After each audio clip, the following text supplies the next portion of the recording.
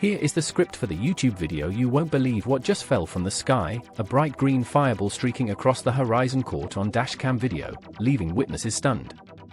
According to NASA data, there are over 24,000 tons of space debris orbiting our planet, but only a small percentage makes it to the atmosphere and burns up. You might be surprised to know that meteorites like this one can reach temperatures of up to 150,000 degrees Fahrenheit. That's hotter than the surface of the sun. The meteor that streaked across the sky was likely a small piece of a comet or asteroid that broke apart and entered the Earth's atmosphere.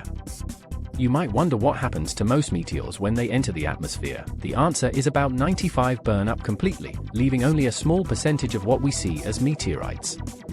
The chances of getting hit by a meteorite are extremely low. You have a greater chance of being struck by lightning twice than getting hit by a meteorite.